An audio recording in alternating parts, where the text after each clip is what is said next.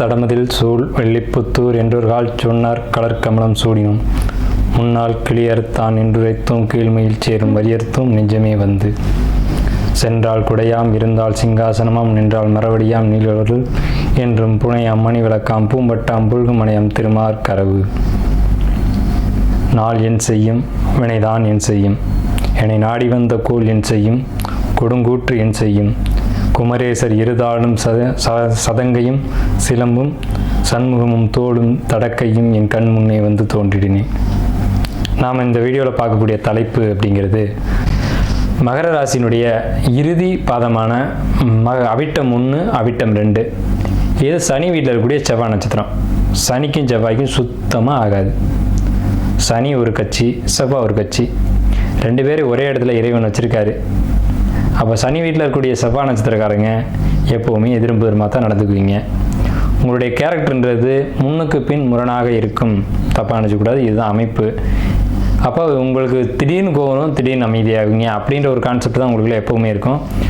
உங்களுக்கு நல்ல நேரம் இருக்கா, நல்ல காலகட்டம் இருக்கா, அந்த இந்த சனி பகவான் பயணிக்கக்கூடிய 2025 to 2027 நல்ல விஷயங்கள் நடக்குமா அப்படின்னு கேட்டிங்க அப்படின்னா கண்டிப்பாக நடக்கும். பிரம்மாண்டமாக நடக்கும், பெரிய அளவில் நடக்கும். என்ன சார் பிரம்மாண்டமாக பெரிய அளவில் நடக்கும்? குடும்பத்தில் சுப நிகழ்ச்சிகள் நடக்கும், சொல்லிக்கிற மாதிரியான காரியங்கள், திருமணங்கள், சில நேரங்களில் காதல் திருமணத்துக்கு வாய்ப்புண்டு அவிட்டத்துக்கு. ஏன்னா ராகு பகவான் உங்கள் ராசி மேலே என்ட்ரி ஆகிறார். ஸோ அதனால் இல்லறம் அப்படின்ற ஒரு அமைப்பை அமைச்சு கொடுக்கும். இல்லறமும் அது நல்லறமா அல்லது நீங்களே ஏற்படுத்திக்கிறீங்களா அப்படிங்கிறது உங்களுடைய விதி அமைப்பு சுய ஜாதகத்தில் இருக்குது. ஆனால் கோச்சார கிரகம் சொல்கிறது நீங்களாக ஏற்படுத்தக்கூடிய ஒரு திருமண பந்தம் அப்படிங்கிறது மகர ராசிக்கு இருக்குது அப்படிங்கிற ஒரு கான்செப்ட் இருக்குது. அது சரியாக இருக்குமா இருக்காதாங்கிறது சுய ஜாதகத்தை பொறுத்து தான் இருக்குது. ஸோ இங்கே ஒரு பிரம்மாண்டமான நல்ல காரியங்கள், மற்றவர்கள் பேசும்படியான நல்ல காரியங்கள் இருக்குது. அதில் திருமணம் 1, குழந்தை அமைப்பு அப்படிங்கிறது இருக்குது, வீடு வண்டி வாகனம் சொத்து சேர்க்கை அப்படிங்கிறது இருக்குது, திடீர் அதிர்ஷ்டம் உயிர் சொத்து தான செட்டில்மெண்ட் அப்படிங்கிற அமைப்பு இருக்குது. பெரிய வெற்றிகளும் பெரிய யோகங்களும் அவிட்டம் 1க்கும் அவிட்டம் 2 பாதத்துக்கும் மகர ராசிக்காரங்களுக்கு இருக்குது அப்படிங்கிறது உண்மை. இந்த அவிட்ட நட்சத்திரக்காரங்க வெற்றி அடைய வாழ்த்துக்கள். மகர ராசிக்கு உண்டான சரிம்பேச்சு பலன்கள்.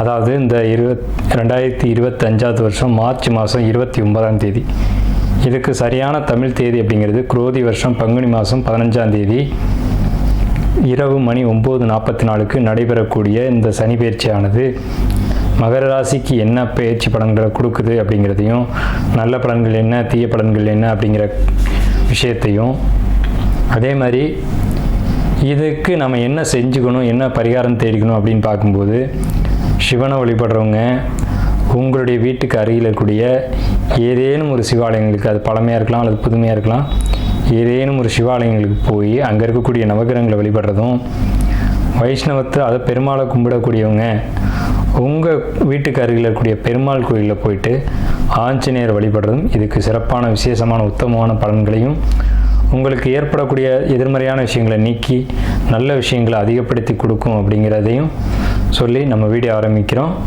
இந்த வீடியோ முழுமையாக ஸ்கிப் பண்ணாமல் பாருங்கள் தயவு செஞ்சு. அப்போ தான் நம்ம என்ன சொல்ல வரோம் அப்படிங்கிற செய்தி உங்களுக்கு முழுமையாக கிடைக்கும். ரெண்டாவது, இந்த சேனல் மூலிமா நம்ம ராசி பலன்களையும் ஆன்மீக தகவல்களையும் பரிகாரங்களையும் ஜோதிடம் சம்மந்தப்பட்ட தகவல்களையும் நம்ம உங்களுக்கு கொடுத்துட்டு வரோம். உங்களுடைய பொன்னான நேரத்தை ஒதுக்கி இதுக்கு செலவு பண்ணி நல்ல விஷயங்களை தெரிஞ்சுக்கிறதுல தப்பு இல்லை. இதுக்கு நீங்கள் ஒதுக்கி நீங்கள் பார்த்து பயனடையும்படி விரும்பி கேட்டுக்கிறேன். இப்போ மகர ராசி, இந்த ராசிக்கான குணங்கள் எப்படி இருக்கும் அப்படிங்கிறதுக்குள்ளே போகலாம். மகரம்னாவே சதுப்பு நில பூமின்னு பேர். சதுப்பு நில பூமி அப்படின்னா சேரும் சகதியுமான இடம், முதலைகள் ஒளிந்து வாழக்கூடிய இடம் அப்படின்னு பேர். இந்த ராசியினுடைய சின்னமே முதலையை தான் கொடுத்துருக்காங்க. ஏன் இந்த ராசிக்கு முதலையை கொடுத்துருக்காங்க அப்படின்னு பார்க்கும்போது, இந்த ராசிக்காரங்க முதலை மாதிரியா சோம்பலும் முதலை மாதிரியா வேகமும் கூடியவர்கள். இது சனியினுடைய வீடு. சனி சோம்பல் கிரகம், மெதுவாக எந்த ஒரு காரியத்தையும் செய்யக்கூடிய கிரகம். முதலை அப்படி தான் நடந்து வரும். முதலைக்கு நீரில் தான் பலம், நிலத்தில் பலம் இல்லை. ஸோ இறை வந்த உடனே அடுத்த ஸ்பார்க்கில் அந்த இறையை டப்புன்னு கவ்வக்கூடிய தன்மை எதுக்கு இருக்குன்னா முதலைக்கு தான் அந்த தன்மை இருக்குது. அப்போ வேகம் அங்கே செயல்படுது, விவேகத்தையும் செயல்படுது. விவேகத்தை எப்படி செயல்படுதுன்னா, ஒரு இறை வரந்தொட்டிக்கும் அந்த இறைக்காக காத்துட்டு இருந்து அந்த இறைக்கு தெரியாமல் டப்புன்னு போட்டு அமுக்குது பாருங்க, அந்த விவேகம். அந்த பொறுமை, அந்த வேகம், இது மூணும் கலந்த ஒரு ராசி. சிறப்பான ஒரு அமைப்பு எதுக்குன்னா பொறுமை, நிதானம், வேகம், வெற்றி, விவேகம், இதெல்லாம் கலந்த ராசி. பாருங்கள், உங்களுக்கு வந்துட்டு மகர ராசி தான். அந்த ராசியில் தான் எல்லா அமைப்புகளும் கூடியிருக்கு. இந்த ராசியில் ஒரு சின்ன விஷயம் என்னன்னு கேட்டிங்கன்னா, குரு மட்டும் இந்த ராசியில் நீச்சம் அடைவார். ஈவு இரக்கமற்ற நபர்கள் அப்படின்னு அர்த்தம். குழந்தைத்தனமற்றவர்கள், சின்ன வயசுலேயே ரொம்ப மெச்சூர்டாக ஆயிடுவாங்க. குழந்தைத்தனம் அப்படிங்கிறது குழந்தைன்ற பருவத்திலேயே அவங்க வந்து குழந்தைத்தனத்தை மறந்துடுவாங்க. அப்போ அறிவு சார்ந்த விஷயங்கள் இவங்களுடைய கவனம் போயிடும். ஒரு சின்ன வயசுலேயே தகப்பனுக்கு புத்தி சொல்லக்கூடிய இடத்துக்கு வந்துடுவாங்க. இப்போ சுவாமிமலை முருகனை நம்ம உதாரணத்துக்கு எடுத்துக்கலாம். இப்போது அவர் வந்து என்ன பண்ணார், சின்ன வயசு தான், அந்த வயசில் முருகன் தன்னுடைய தகப்பனுக்கு உபதேசம் பண்ணார். அந்த மாதிரியான ஒரு கேரக்டர் யாருக்கு இருக்குன்னா மகர ராசிக்காரங்களான உங்களுக்கு இருக்கும். ஸோ சிறந்த அறிவாற்றல் உடையவங்க அப்படின்றதுல எந்த ஒரு மாற்று கருத்துக்கும் இடமில்லை. முதலைக்கு நாக்கு கிடையாது, எதையும் செரிக்கக்கூடிய தன்மை அதுக்கு உண்டு. நாக்கு இல்லாமல் எப்படி சார் செரிக்குது அப்படின்னு கேட்டிங்கன்னா, அதுதான் முதலினுடைய சிறப்பே. அப்படிப்பட்ட சிறப்பம்சங்கள் எல்லாம் உடைய ராசிக்காரங்க யாருன்னு கேட்டிங்கன்னா, நீங்கள் மகர ராசிக்காரங்களான நீங்கள் தான். இந்த மகர ராசி, இந்த ராசியில் உத்திராட நட்சத்திரத்தினுடைய 2, 3, 4 பாதங்களும், திருவோணத்தின் உடையாத 4 பாதங்களும், அவிட்டத்தினுடைய 1ஆம் பாதம், 2ஆம் பாதம். உத்திராடம்ன்றது சூரியன் நேர்மைக்கான நட்சத்திரம், மெரிட்டுக்கான நட்சத்திரம், பர்ஃபெக்ஷனுக்கான நட்சத்திரம். திருவோணம்ன்றது சந்திரனுக்கான நட்சத்திரம், அமைதிக்கான நட்சத்திரம், அதுலேயும் ஆற்றலுக்கான நட்சத்திரம். ஒரு தாய் அடிக்கவும் செய்வா, அணைக்கவும் செய்வா. அப்படிப்பட்ட திருவோண நட்சத்திரம் இங்கே தான் இருக்குது. இந்த திருவோணத்தினுடைய பெருமை என்னன்னு கேட்டிங்கன்னா, திருப்பதி பெருமாளுடைய நட்சத்திரம் தான் திருவோண நட்சத்திரம். திருப்பதி பெருமாள் என்ன நட்சத்திரம்னு கேட்டிங்கன்னா திருவோண நட்சத்திரம். ஸோ அப்படிப்பட்ட ஒரு அற்புதமான நட்சத்திரத்தை உள்ளடக்கி இருக்கக்கூடிய மகர ராசிக்காரங்களுக்கு கேரக்டர் பற்றி நம்ம சொன்னோம். அறிவாற்றல் உடையவங்க, விவேகமுடையவங்க, வேகமுடையவங்க, நிதானமும் பொறுமையும் வேகமும் கலந்து இருக்கும் அப்படின்ற ஒரு தன்மை இருக்குது. எதையும் கவனித்து பேசுவாங்க. எந்த இடத்துல எந்த வார்த்தை விடணும், எந்த இடத்துல எதை பேசக்கூடாது, யாருக்கிட்ட எப்படி நடந்துக்கணும் அப்படின்ற ஒரு தெளிவு, அறிவாற்றல், அற்புதமான யூகம் அப்படிங்கிறது இங்கே இருக்கும். வாழ்க்கையின் வளர்ச்சி அப்படிங்கிறது மெதுவாக இருந்தாலும் பிரம்மாண்டமான வளர்ச்சியை நோக்கி இவங்க ஒரு நாளாவது அடியெடுத்து வைப்பாங்க அப்படின்றது உறுதி. அதில் இந்த 2025லேருந்து 2027 வரைக்குமான இந்த சனிப்பெயர்ச்சி காலகட்டம் எவ்வாறு இருக்கும் மகர ராசிக்கு அப்படின்ற ஒரு கொஸ்டினோட பதிலுக்கு நம்ம போவோம். மகர ராசிக்கு உண்டான குணங்களை சொல்லிட்டோம். மகர ராசிக்காரங்க நாடக நடிகர்கள்னு பேர். இதுக்கு அர்த்தம் புரியணும். உள்ளொன்று வைத்து புறமொன்று பேசுபவர்கள் மகர ராசிக்காரர்கள். கோச்சக்கூடாது, இதுதான் உண்மை. உண்மைகள் சில நேரம் வந்து வருத்தங்களை ஏற்படுத்திடலாம். அதாவது எல்லா இடத்துலையும் நேர்மையாக இருப்பாங்களா அப்படின்னு சொல்ல முடியாது. ஆனால் உத்திராட நட்சத்திரம் இருக்குது, நேர்மை நட்சத்திரம் தான் இருக்குது இந்த ராசியில். ஆனால் சனி பகவானுடைய செயல் என்னன்னு கேட்டிங்கன்னா, நடித்து ஏமாற்றுவது அப்படின்ற ஒரு தன்மை, ஒரு ஒரு ஒரு விதமான மந்தத்தன்மையும் இந்த சனி குறிக்குது. ஏமாற்றுதல், கேலி, அதாவது ஒருத்தர் வந்து முன்ன விட்டு பின்ன பேசுறது, அந்த மாதிரியான விஷயங்கள்லாம் சனி மகர ராசியில் அந்த சனி கண்டனில் உண்டு தான். சனி நீதிமான்னு சொன்னாலும் அவருக்குள்ளேயும் சில நெகட்டிவான விஷயங்கள் இருக்க தான் செய்யும்.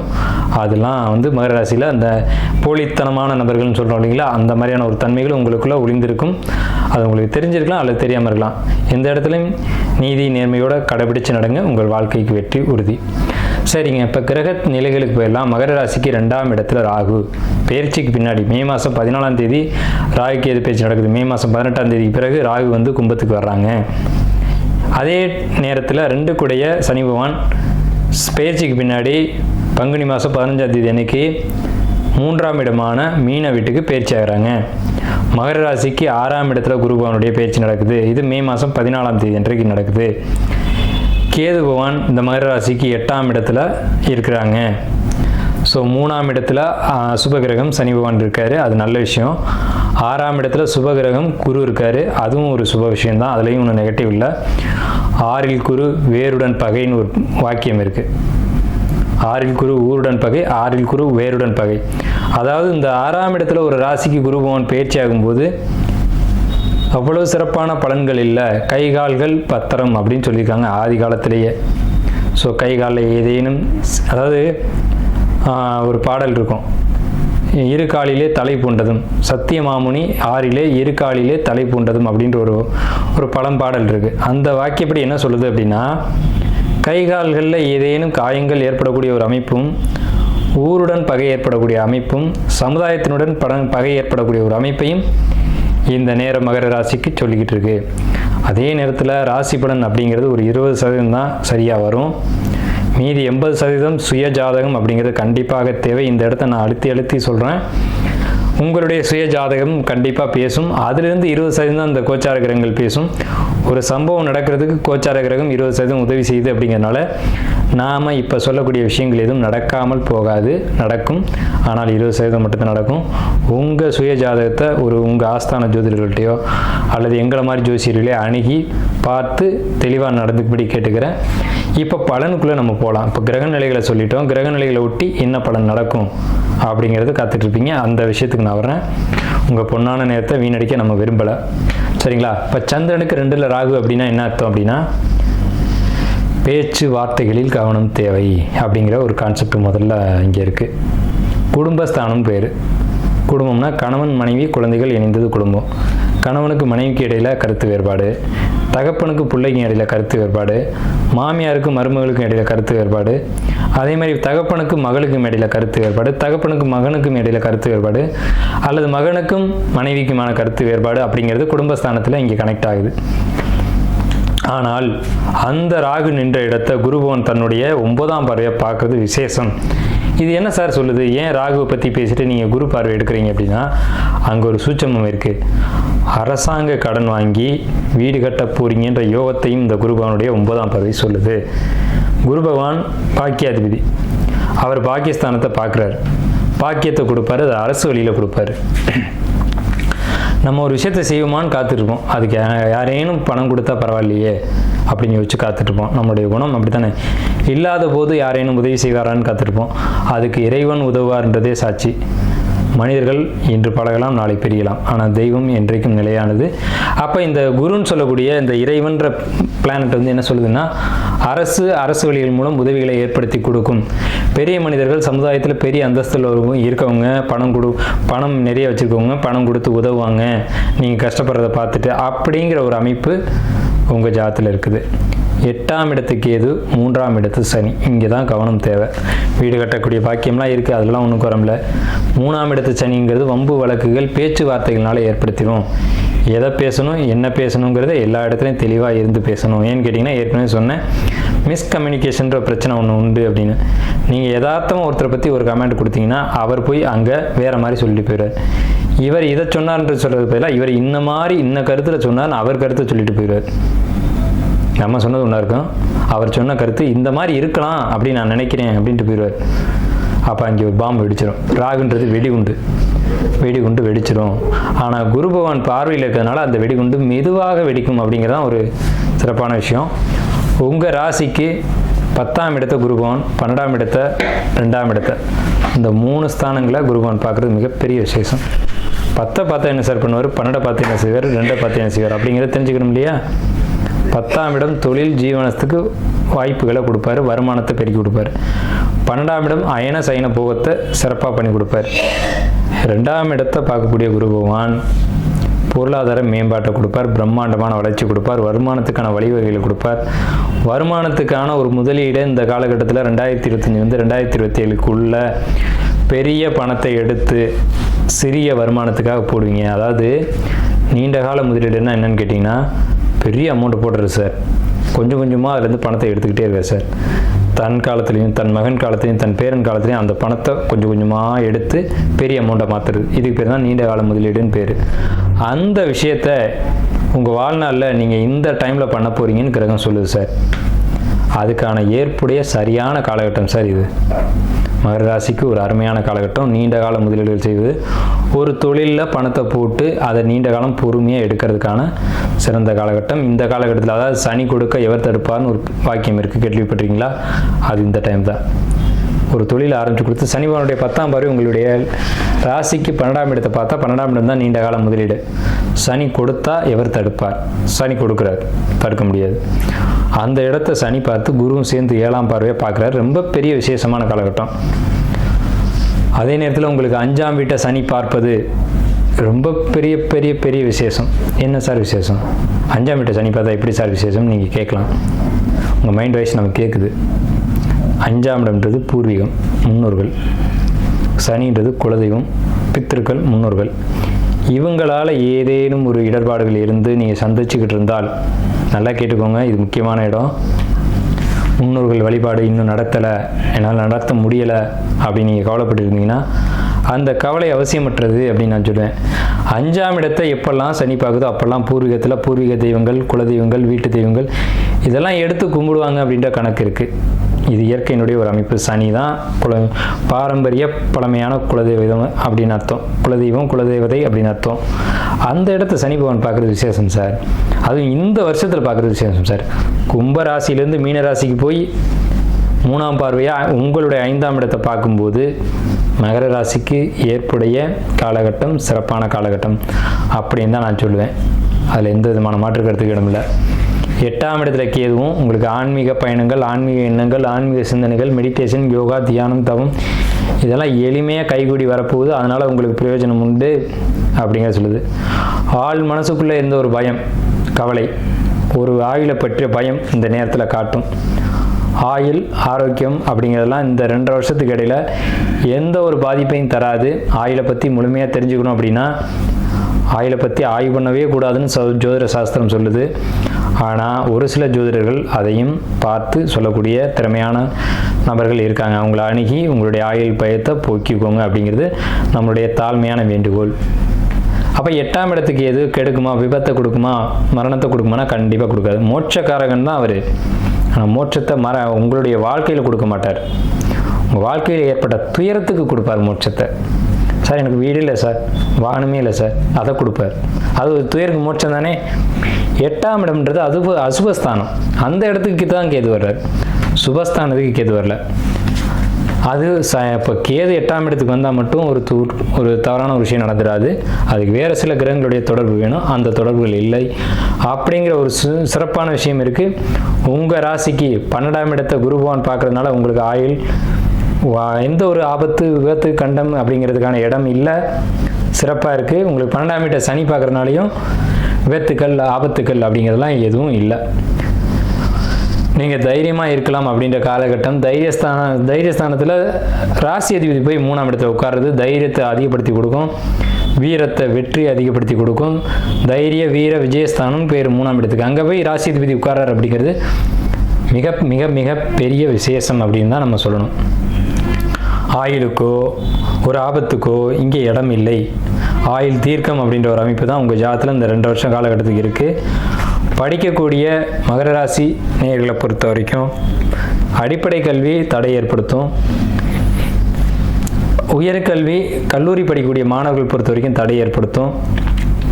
அதே நேரத்தில் 10th 12th இந்த மாதிரி முக்கியமான படிப்பு காலகட்டத்தில் இருக்கவங்களுக்கு நல்ல ஒரு காலகட்டம். நல்ல மார்க் எடுப்பீங்க மகர ராசிக்காரங்க. 10th நீங்கள் எதிர்பார்த்ததை விட அதிகமான மார்க் கிடைக்கும். கவலையே பட வேண்டாம். 12th அதிகமான மார்க் கிடைக்கும். நீட் எக்ஸாம் போகணும் சார், மெரிட்டில் பாஸ் பண்ணணும். கண்டிப்பாக மெரிட்டில் தான் பாஸ் பண்ணுவீங்க. அதில் மாற்றுக்கிறதுக்கு இடமில்ல. மகரத்துக்கு 9 கூட ஒரு புதன். இது இயற்கையிலேயே உங்களுக்கு எழுதப்பட்ட தலையெழுத்து.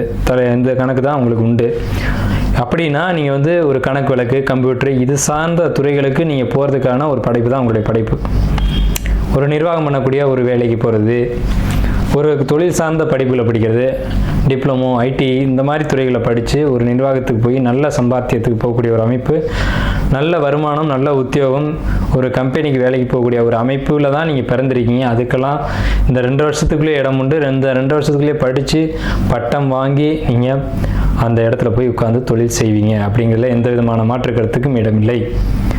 அடுத்து அரசியல்வாதிகளை பொறுத்த வரைக்கும் ரொம்ப சிறப்பான காலகட்டம். மகர ராசிக்காரங்க அரசியல்வாதிகளாக இருந்தீங்க அப்படின்னா உங்களுக்கு எந்த ஒரு கெட்ட பேரும் கெட்ட ஒரு விஷயங்களோ நடக்காது.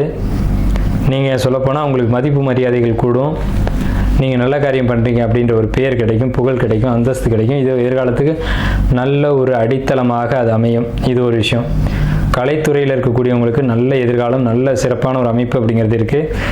மகர ராசிக்காரங்க கலைத்துறையை போனாலே ஜெயிப்பாங்க அப்படின்றது இயல்பான ஒரு விஷயம். ஸோ மகர ராசிக்காரங்க கலைத்துறையில் இருந்தீங்க அப்படி சொன்னால் சிறப்பாக இருக்கும். ஷேர் மார்க்கெட் பொறுத்த வரைக்கும் உங்களுக்கு லாபம் அப்படிங்கிறது குறைய தான் செய்யும். மகர ராசிக்காரங்களுக்கு குறிப்பாக விளக்குகள், ஒளிரக்கூடிய பொருட்களில் இன்வெஸ்ட் பண்ண வேண்டாம். எண்ணெய் வித்துக்கள், ஆயில் இது சம்மந்தப்பட்ட துறைகளில் நீங்கள் இன்வெஸ்ட் பண்ணலாம். அதில் நல்ல வருமானம் வரும். என்ன இருந்தாலும் ஷேர் மார்க்கெட்டு, உயில் சொத்து, தான செட்டில்மெண்ட்டு இது மாதிரி எதிர்பாராத வருமானங்கள் அப்படிங்கிறது இந்த நேரத்தில் குறையும். அப்படி ஒரு பிளான் போடாதீங்க. ஏன்னா அரசாங்கத்திலேருந்து வர வேண்டிய நேரடியான உதவிகள் உங்களுக்கு கிடைக்கும். அது முறைப்படி அரசு வழியில் போங்க. அரசாங்க உதவி, அரசாங்க தயவு அப்படிங்கிறதுலாம் நிறையவே கிடைக்கும். அதுக்கான நபர்கள் வருவாங்க, உங்களுக்கு உதவிகள் செஞ்சு கொடுப்பாங்க. பெரிய மனிதர்கள் தொடர்பு இருக்கும். பெரிய மனிதர்களுடைய தொடர்புனால நீங்கள் அதை செய்ய முடியும். அதே நேரத்தில் அண்ணன் தம்பி உறவு அப்படிங்கிறது மகர ராசிக்கு ரொம்ப சிறப்பான ஒரு காலகட்டம். இது ஒத்துமைக்கான காலகட்டம். சார் நானும் அண்ணனை பேசிக்கிறதில்ல சார், ஒரு சின்ன சங்கடமாகி போச்சு சார், அதுலேருந்து நாங்கள் பேசிக்கிறதில்ல. வந்து பேசுவார், வந்து குடும்பத்தில் ஒட்டிடுவார். அப்போ நீங்கள் அதை பயன்படுத்திக்கிங்க. எப்போவுமே மகரத்தை பொறுத்த வரைக்கும் சகோதர உறவுங்கிறது ரொம்ப பெரிய பலமாக இருக்கும்.